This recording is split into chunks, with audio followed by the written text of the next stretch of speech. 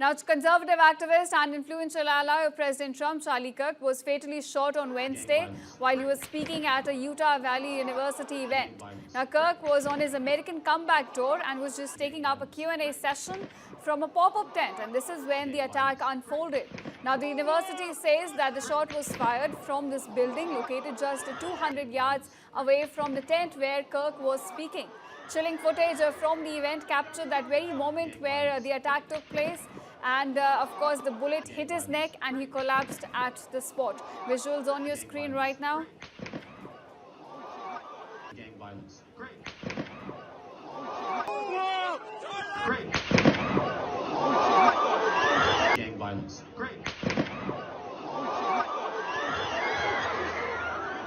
Get down. Great. Gang violence. Great.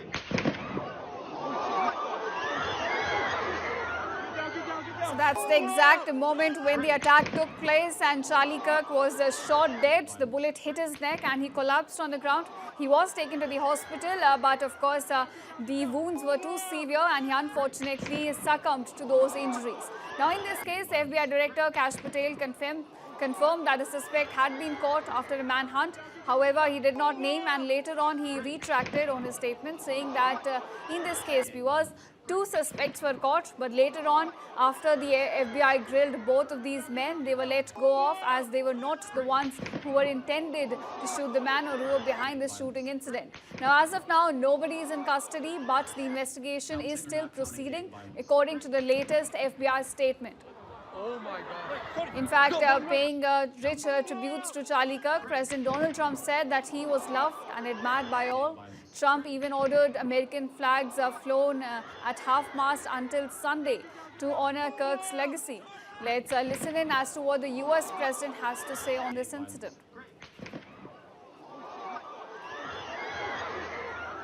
So this is what we're getting to understand. Donald Trump praised the legacy of Charlie Kirk. He said that he's going to hold those accountable for this killing. And of course, he also blamed the left rhetoric for this shooting incident. Gang violence. Great.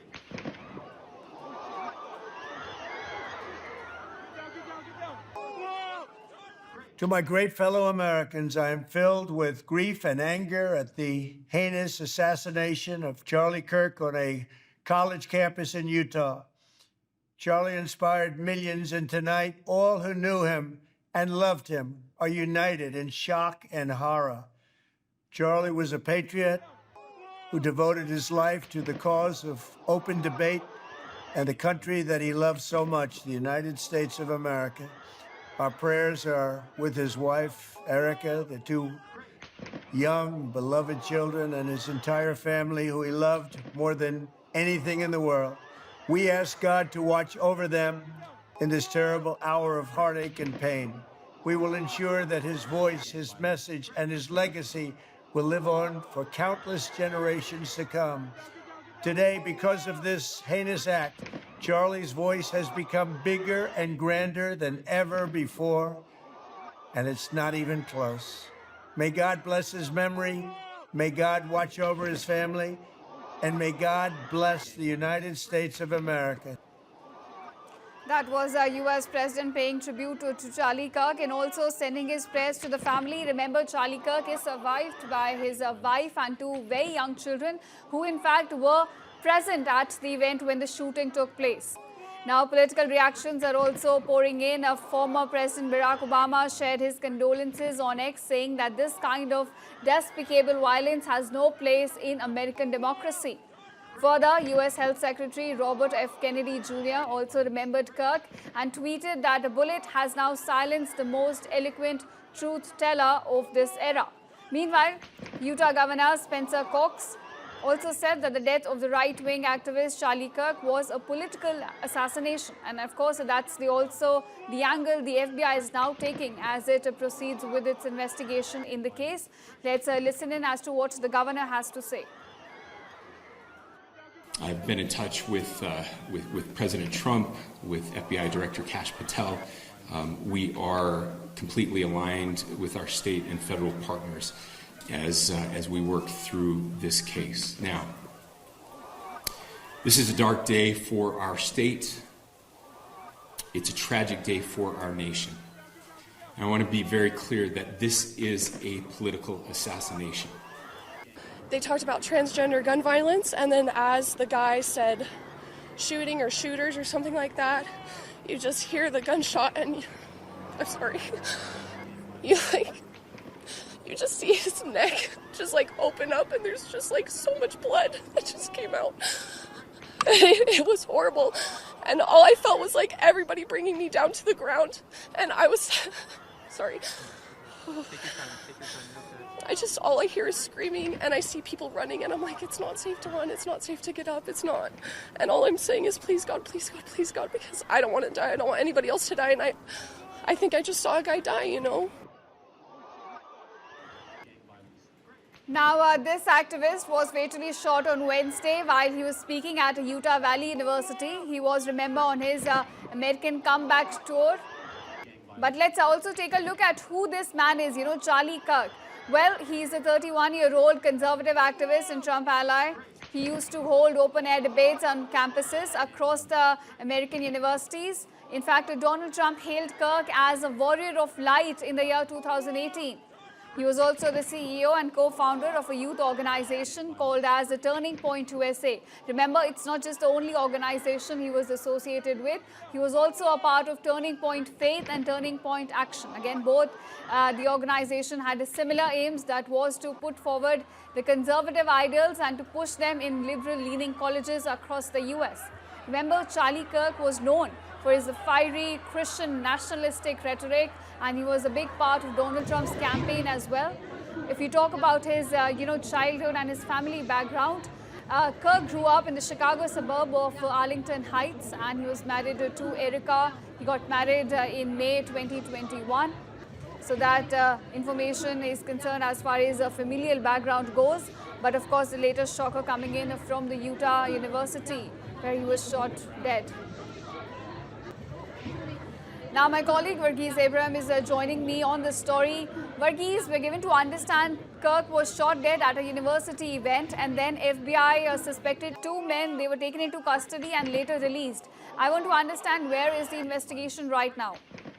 Well, as of now, there is an intensive manhunt that is continuing on the part of the law enforcement agencies locally as well. And at the same time, agencies such as the FBI are also involved. Earlier, at least 2 people were arrested, but later it was revealed that they did not have any kind of connection with what was happening on the ground, nor were they associated with any kind of extremist thoughts, and therefore they were in fact immediately released.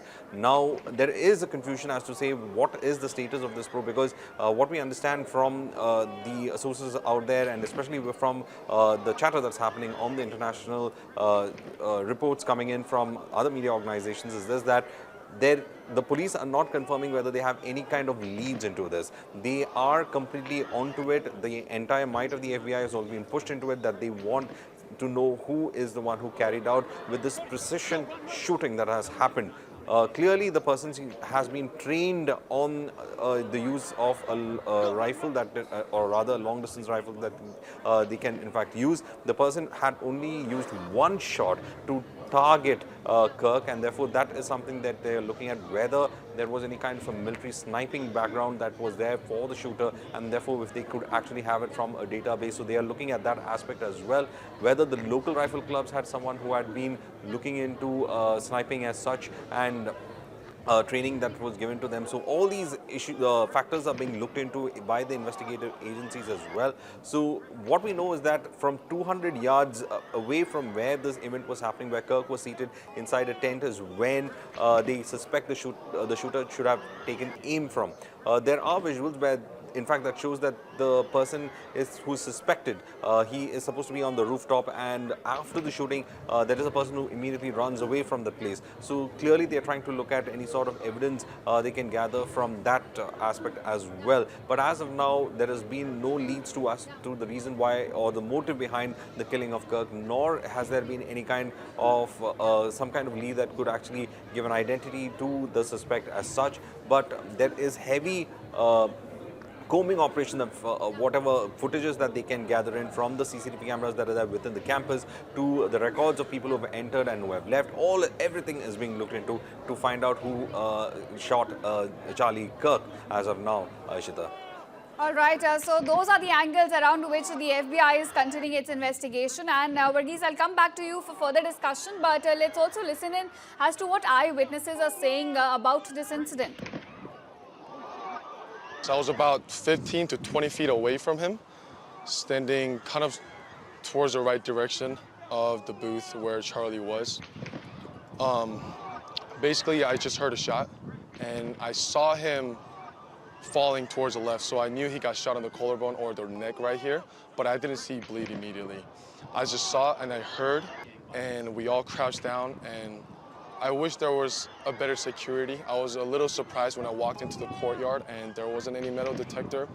There were securities around the building, but it wasn't really solid. So yeah, I just wanted to finish off with that thought. And right when that happened, the shot was fired, and I looked, saw him leaning over, Charlie leaning over, and everyone just really just jumped down. If the shooter was shooting from a high perspective or whatever, they were just trying to get somewhere where the shooter wouldn't be able to shoot at them, and so they just jumped into the water and stuff like that. But everyone was just jumping on top of each other. No one was trying to get shot.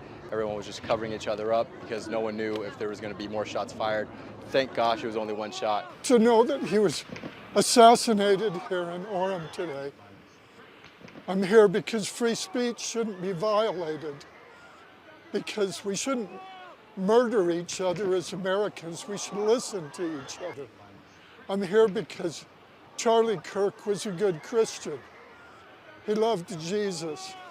He wanted dialogue, not civil war. And that's why I'm here. I'm here to let his family know. No one can tell you what you can or can't believe, and the fact that Charlie Kirk had to die because of his beliefs is just truly heartbreaking, and I'm showing up so that the young Republicans of America don't give up because of this. We are here to support Charlie and his family and show that we love them, but we really have hope for our future and hope for America, and we really want the legacy of Charlie to be remembered. I've been watching Charlie for years, and his messages have been so important to me, and they've been very educational and just given me a lot of hope in my life. And just like his religion and everything, it's just like gives a lot of hope to others. And yeah, I just really appreciate him and his family and all that they have done. Now coming back to you, Varghese, so Donald Trump, speaking on this incident, said that it is the left liberal rhetoric that has to be blamed, and their criticism, in fact, of conservative leaders, which created this atmosphere. So this definitely highlights, the extreme polarization that we're now witnessing in American politics. So from, in the light of this incident, how do you look at that? Also the trend of political violence that we're now seeing in the US. Well, first of all, we must understand that when we are looking at conservative thought process, we must understand that when the Republicans put it forth, it comes from a certain identity that has been created within the American society, that comes from the white Anglo-Saxon Protestant male viewpoint, and therefore we have a lot of conservatives who've been propounding this aspect of an America to which, whether even if you're an immigrant, you have to in fact subscribe to this WASP identity, as it is called, and therefore what does the WASP identity talks about? The conservative values such as traditional families. It talks about ensuring that the manner in which the spending is carried out is in fact ensuring that more entrepreneurship comes into place. So these are some of the values that they espouse about. And then you had, as you pointed out, to the left liberal kind of values that have almost come into a clash, especially with during the campaign in which Trump had been running, and they have been asking for rights for other minorities as such. And we did see this again playing out when the Israelis and the Palestinian, the situation in Gaza happened, and this was again the same ideological divide that we were seeing in America as well. So we have a conservative mindset which was displayed by Kirk, and then you have the left liberal mindset that was being displayed by other people as well. But Kirk was a person who had gone to universities, who was in fact putting that conservative pitch with a debate kind of a system put in place where he did address queries of young minds, impressionable minds in these campuses, and he did put out the conservative viewpoint about how America is supposed to be. He's also a proponent of making America great again, and then one of the aspects of it has been to go to the traditional values or Puritan English values that was supposed to be there when it comes to the United States. And therefore, one of these aspects was something that was being put forward, and you find that being debated quite well, especially when it comes to the situation in the US campuses. And like that, he was carrying out his program is when he was in fact targeted. He did raise several issues that from his conservative viewpoint that he in fact raised would be one with regards to gender roles, the other with regard to entrepreneurship, the other with regard to identity of what is to be an American immigration issue. So these are the things that were in fact put forward by him. Now, of course, the left liberals had a different take on it, but there are liberal universities in which the spaces was created for him to in fact address a large gathering of students, and he did in fact have a debate kind of a situation where he would give out a speech and then you had the Q&A session for which the talks would in fact go further. Interestingly enough, when he was being shot, he was speaking about the gun culture here, and he was talking about, the shooting that happened in the Catholic Church just recently in the United States. And as he was completing his answer about the rights of people, whether they can own guns or not, and talking about when he was in fact talking about the gang culture as such, that is when he got shot. So the intensity of that conversation also was such that where we are looking at the conservative attitude towards ensuring that people can have or have access to guns, and left liberals trying to bring some kind of restrictions on them. So he was a proponent of ensuring that the Americans were not stripped of from their rights to own guns to protect their families when there is danger. So clearly this was something that was being proponed, and this was the kind of clash that we are looking at. But right now, with Trump in fact being completely infuriated and no suspect in place, political rhetoric is now slowly taking up this entire space as well.